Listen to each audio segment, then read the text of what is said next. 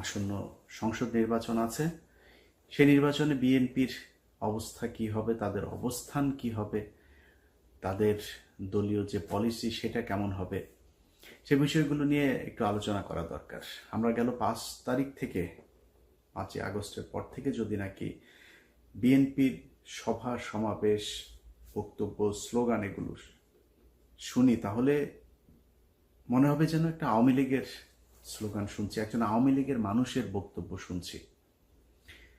মাওলানা ভাসানী বলেছিলেন যে দাদারা যখন তোমাদের প্রশংসা করবে তখন তুমি বুঝবা যে তোমার দেশের বিরুদ্ধে গিয়েছ। আপনাদেরকে আওয়ামী লীগ এই হেরে যাওয়ার পরে আওয়ামী লীগ যে পরিমাণে অনুশোচনা, যে মানে করুণা দেখাচ্ছে আপনাদের প্রতি, এটাতে বোঝা যাচ্ছে যে আপনারা এই দেশের বিরুদ্ধে অবস্থান নিয়েছেন। আমরা এই ডাকসু নির্বাচনে সরাসরি কোনো দলের পক্ষে যেতে চাইনি। ডাকসু নির্বাচনের আগে আপনাদের যে ক্যাম্পেইন, এই গেল 1 মাস ব্যাপী, এই ক্যাম্পেইনে আপনারা একটা জিনিস পরিষ্কার করেছেন যে এই দেশকে আপনারা আবার সেই আওয়ামী লীগের মতো বিভাজনের রাজনীতির দিকে ঠেলে দিতে চান। আমার তো ভাই বিএনপি নাই, জামাত নাই, আমি তো কোনো দল করি না। আমার দল একটা, আমি আগেই বলেছি আমি অ্যান্টি ইন্ডিয়ান। আপনি সেই ইন্ডিয়ানকে যখন, ইন্ডিয়ান ন্যারেটিভকে যখন আপনি প্রতিষ্ঠিত করতে যাবেন, আপনি যেই হন, আমার বাপ হইলেও আমার যায়ও না আসেও না, আমি তার বিরুদ্ধে অবস্থান নেব। যা মন চায় করতে পারেন, মায়েরা ফেলতে পারেন, যা মনে চায় করেন, কোনো সমস্যা নেই। এই যে নির্বাচনে দেখেছেন না, সাদিকের পক্ষে অবস্থান নিয়েছে শেষ পর্যন্ত।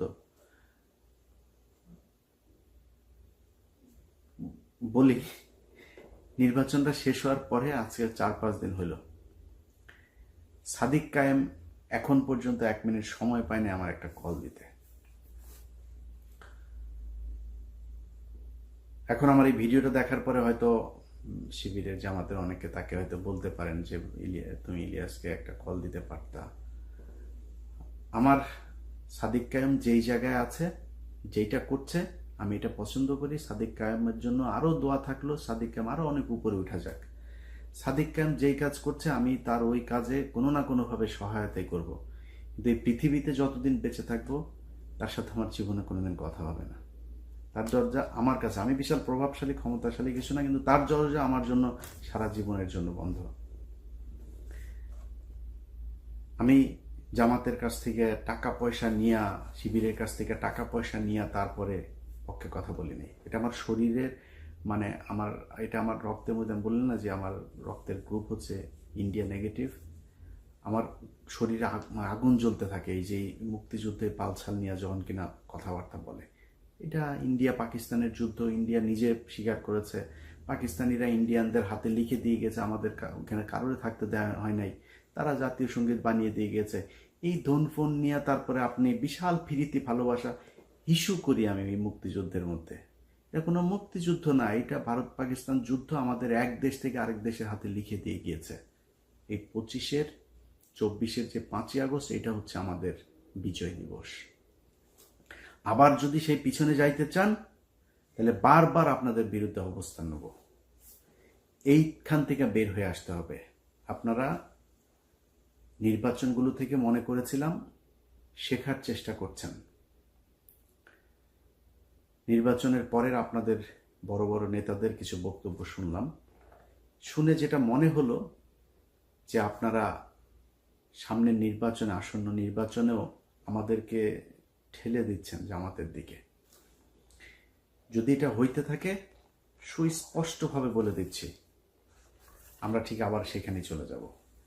নির্বাচনে হারলেন, বললেন কারচুপি করা হয়েছে। ভাই, আওয়ামী লীগের মতো ডাকাতি করা সম্ভব এখানে। জোর করে যারে মন চায় তারা ডিক্লেয়ার করে দিবেন, ওই পরে মেকানিজম করবেন, সেটা হইতে পারে। ঢাকা বিশ্ববিদ্যালয় কিংবা বাংলাদেশের কোনো বিশ্ববিদ্যালয়ে ভোট কারচুপি করা সম্ভব না। ডাকাতি করে নিয়ে নিতে পারেন, রেজাল্ট নিয়ে নিতে পারেন, ভোট মানুষ দিবে, যারটা সেই দিবে, এটা ঠেকানো সম্ভব না। ইভেন আওয়ামী লীগের সময় এটা সম্ভব হয়নি, সবাই ভোট দিয়েছে, পরে যায় তাদের মতো করে একটা রেজাল্ট তারা বলে দিয়েছে। এখন কারচুপি করে তারপর আর কথা বলে আপনারা সরে গেলেন। যদি কারচুপি হইতো তাইলে ছাত্র শিবিরের চাইতে ছাত্র দলের বেশি শক্তি, পুলিশের শক্তি, এগুলি বেশি না? ওই ব্রাহ্মণবাড়িয়া থানার ওসি তিনি পোস্ট করেছেন ছাত্রদলের পক্ষে ফেসবুকে, একটা ফেসবুক পোস্টে দেখলাম। আপনাদের লোকজন তো বেশি, জামাতের লোকজন তো কম, আপনাদের সাথে পারতো না। আরেকটা হচ্ছে আওয়ামী লীগের লোকজন নাকি, চান্দা আব্বাস ভাই বলেছেন, চান্দা আব্বাস বলে যে আওয়ামী লীগের ছাত্রলীগের সবাই নাকি শিবিরকে ভোট দিয়েছে। চান্দা আব্বাস ভাই, ছাত্রলীগের লোকজন যদি শিবিরে ভোট দিত তাহলে জগন্নাথ হলের মধ্যে 1200-র উপরে ভোট আবিদ আর মাত্র 10টা ভোট সাদিক পেত না। এটা প্রমাণ করে যে এই দাদারা এখনো পর্যন্ত সেই আওয়ামী লীগের দিকেই তাকিয়ে আছে, এবং আওয়ামী লীগ আপনাদেরকে পছন্দ করেছে বলেই তাদের ছাত্র সংগঠন আপনাদেরকে ভোট দিয়েছে। দাদারা এবং ছাত্রলীগের সবার ভোট আপনারা পেয়েছেন। এই যা ভোট আপনারা পেয়েছেন এটা মাত্র ছাত্রদলের সক্রিয় কিছু লোকজন আছে, আর দাদারা আর আওয়ামী লীগ এই ভোটগুলি আপনাদের ভিপি আর জিএস প্রার্থীরা পেয়েছেন। কেন এরকম হইল সেটার জন্য আপনারা এই দুইটা কারণ খুঁজে পেয়েছেন। আসল কারণ সেটা না। 5 তারিখের আগে ছাত্রলীগ এই বিশ্ববিদ্যালয়গুলোতে এমন কিছু নাই যেটা করে নাই, সেই একই কাজ আপনারাও করেন নাই। আপনাদের ছাত্র সংগঠন সেই একই কাজ করেছে যেটা ছাত্রলীগ করত। এই জন্য তো এতগুলো মানুষ মারা যায় নাই।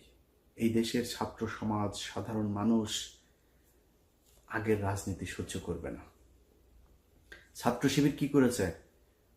তারা যখন দেখেছে যে তাদের এখানে থাকা সম্ভব না, তারা গুপ্ত রাজনীতির কৌশল বেছে নিয়েছে। তারা সেই হলে থেকেছে, ছাত্রলীগের পাশে থেকে থেকে তারা সেখানকার রাস্তাঘাট, অলি গলি, রাজনীতির ধরন, ছাত্রদের মনোভাব সবকিছু তারা বুঝে তারপরে 5 তারিখের পর তারা ছাত্রদের জন্য বাস, ছাত্রদের জন্য পানির ট্যাপ, ছাত্রদের আবাসনের সুযোগ সুবিধা, ব্যক্তিগত সমস্যা, পারিবারিক সমস্যা কার কি আছে এই সমস্যা সমাধানের চেষ্টা করেছে। বিভিন্ন জায়গায় গুরুত্বপূর্ণ পদে তাদের লোকজনকে বসানোর চেষ্টা করেছে। আপনাদের ছাত্র সংগঠন কি করেছে জানেন? টিএসসির চায়ের দোকান, শাহবাগের ফুলের দোকান, ওইদিকে নিউ মার্কেটের ফুটপাতের দোকানপাট, এগুলো থেকে চান্দা নেওয়ায় ব্যস্ত ছিল। কে কত খাবে সেটা থেকে।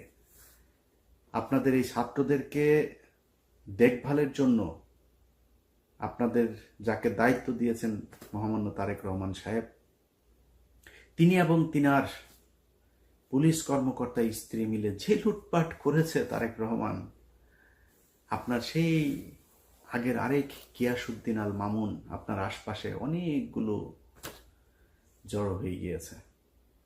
তার রেজাল্ট আপনারা এই ডাকসুতে পেয়েছেন। এখন যদি আপনারা মনে করেন যে না আমরা তো এই করেছে কি বলে কারচুপি আর কারণে আপনারা হেরে গিয়েছেন, এটা যদি মনে করে তারপরে ওইভাবেই যদি সামনের নির্বাচনে যেতে চান তাহলে ভুল করবেন। আপনাদের যে বয়ান এখন আপনারা শুরু করেছেন আওয়ামী লীগের মতো মুক্তিযুদ্ধ কেন্দ্রিক দুই দিকে বিভক্ত করে তারপরে আপনারা ক্ষমতায় চলে আসবেন, ওই ট্যাবলেট বাংলাদেশের মানুষ আর খাবে না। ভারতের বিরোধিতা করে জিতা যায় না, এটা এতদিন ধরে এই যে এক ন্যারেটিভ আপনারা বলতেন না, এই ন্যারেটিভ বাংলাদেশের আর চলবে না। এটা প্রমাণ হয়ে গিয়েছে ডাকসুতে। সরাসরি ভারতের বিরুদ্ধে অবস্থান নিয়ে আমরা বলেই দিয়েছি। পাকিস্তানের প্রার্থী বলেছে আমি সাদিক কায়েমকে, খুব খারাপ লাগে, খুব কষ্ট লাগে। পাকিস্তানি স্বীকার করলো, অনেকে এটা নিয়ে আবার ওনাদের গ্রুপে ওনাদের ভেতরে আবার খুব করে কত সাহস, কত কিছু বললো। আমাদের মা বোনেদের 2 লক্ষ মা বোনকে তোর মারে পাকিস্তানিরা লাগিয়েছে রে, তোর মারে আন টেস্ট আন, তোর কোন কোন মাকে বোনকে কার আওয়ামী লীগের কার মা বোনরে ধরে নিয়ে তারপরে করছে নিয়ে আয়।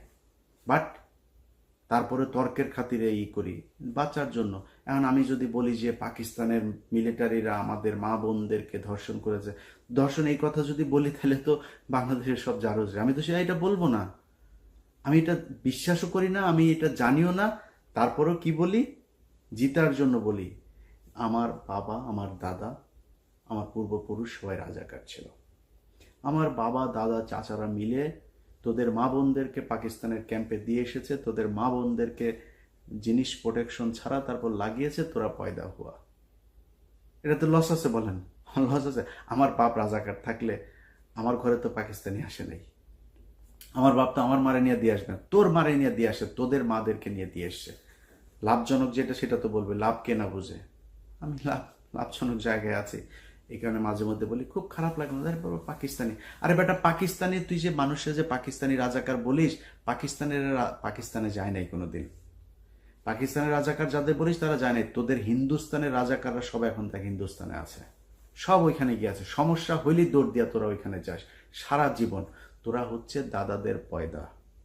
এই দাদারা তোদেরকে বর্ডারের ওই পারে গিয়েছিলি, তারপর ওইখানে যাওয়ার পরে তোদেরকে প্রোডাকশন দিয়ে দিয়েছে, এখনো তোরা সেই রক্তের টান ভুলতে পারিস না। তো এই দাদাদের যেই রক্তের টানে যারা এই দেশে রাজনীতি করে তাদের সংখ্যা কিন্তু কম, খুব কম সংখ্যক লোকজন এই আপনাদেরকে ভোট দিতে পারবে, যাদের ভোট আপনারা নিতে চাচ্ছেন। এর বাইরে কিন্তু আর কারো ভোট পাবেন না। অতএব ওই ন্যারেটিভ থেকে আপনাকে বের হয়ে আসতে হবে।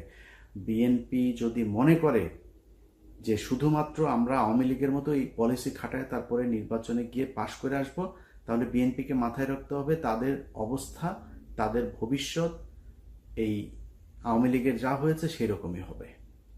সিদ্ধান্ত আপনাদের, সিম্পল, খুবই সিম্পল ইকুয়েশন। যেটা আপনারা মেনে নিতে চান আপনাদের সিদ্ধান্ত, আপনারা যেদিকে যাবেন এবার যান। আমরা বাংলাদেশের মানুষ, আমরা যারা কিনা এই মুক্তিযুদ্ধের এইসব এই বয়ান টয়ান এগুলোর ব্যাপারে যাদের অ্যালার্জি আছে আমাদের, আমরা আপনাদের এই মুক্তিযুদ্ধ নিয়ে খুব কাজ করতে চাই। আমরা এখনো চাই মুক্তিযুদ্ধে কতজন মানুষ মারা গিয়েছে খুঁজে বার করেন, মুক্তিযুদ্ধে কতজন নারী ধর্ষিত হয়েছে, আদৌ হয়েছে কিনা সেটা খুঁজে বের করেন, কতজন রাজাকার ছিল, কারা মুক্তিযোদ্ধা ছিল, আদৌ কোনো মুক্তিযোদ্ধা ছিল কিনা এটা আমরা দেখতে চাই। ভারত আসলো, আসিয়া তারপরে আপনাদেরকে 13 দিনের যুদ্ধ করে দেশ দখল করে নিয়ে তারপরে আপনাদেরকে বললো এই নাও তোমরা স্বাধীন হয়েছ, আর তোমরা স্বাধীন হয়ে গেল। কিসের বালের স্বাধীনতা? এটার নাম স্বাধীনতা? একজন রাজনীতিবিদকে উঠায় নিয়ে চলে যায়, ট্রাইব্যুনালে সাক্ষী দিতে এসে সাক্ষীরে উঠায় নিয়ে চলে যায় ইন্ডিয়াতে, গুম করা হয়, খুন করা হয়, ভারতীয় বাহিনী সরাসরি এসে এই দেশে কিলিং করে দেওয়া যায়। এটার নাম বালের স্বাধীনতা রে। এরকম স্বাধীনতায় হিসু করি। তোদের কাছে এটা স্বাধীনতা মনে হইতে পারে, কারণ তোরা তো তোদের তো পয়দা করে দিছে, তোদের মাদেরকে লাগায় তারপরে তোদের পয়দা করে দিছে। এই জন্য তোরা মনে করিস তোদের জন্য ওইটাই তোদের দেশ। আমার দেশ তো ওইটা না। আমি পাকিস্তানিও না, হিন্দুস্তানিও না, আমি বাংলাদেশ চাই।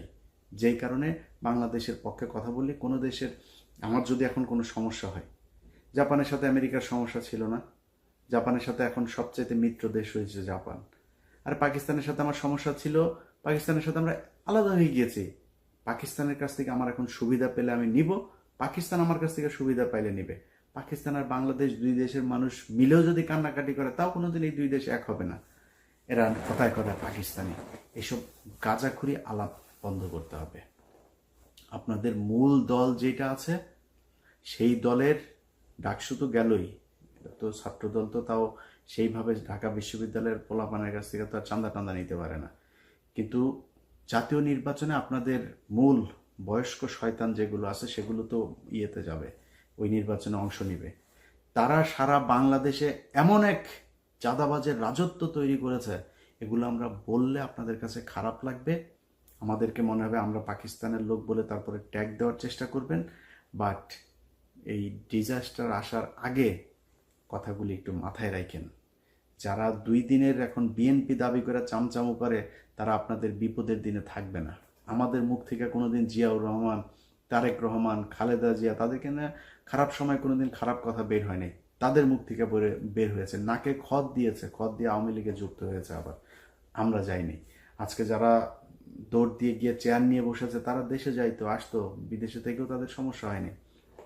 কিন্তু আমরা কথাগুলি বলছি আপনাদের ভালোর জন্য। যদি মনে করেন নেয়ার মতো নিয়ে সেভাবে চলেন। যারা এই বুড়া শয়তানগুলো আপনাদের আছে, এগুলি যে সামনে নির্বাচনে যাবে, এলাকায় আপনাদের যে অবস্থা, যে ইমেজ, একটু খোঁজ নিয়ে দেখেন। আপনাদের যে পুলিশ টুলিশ গোয়েন্দা সংস্থা বিভিন্ন জায়গায় বসে আছেন, এগুলো তো সব আপনাদের নিজের লোক না, তো টাকা পয়সা নিয়ে আপনাদের লোকজনরা বসিয়ে দিয়েছে। এরা আপনাদের সত্যি তথ্যও জানাবে না, গোয়েন্দা তথ্য কি আসলে ওই খবরটাও আপনাদেরকে জানাবে না। যাই হোক, অনেক কথা বললাম। মূল কথা হচ্ছে যে বিএনপি ভাই, আমি এই নির্বাচনের পরে আমার এটা বললাম যে জামাতের আমিরের সাথেও কথা হয়েছিল ডাকসু নির্বাচনের পরে। ওইখানে বিএনপির কোনো লোকজন ছিল না। আমি ওনাকে বলেছি যে ভাই, আমার মনে হয় এই মুহূর্তে বিএনপির ক্ষমতায় আসা উচিত।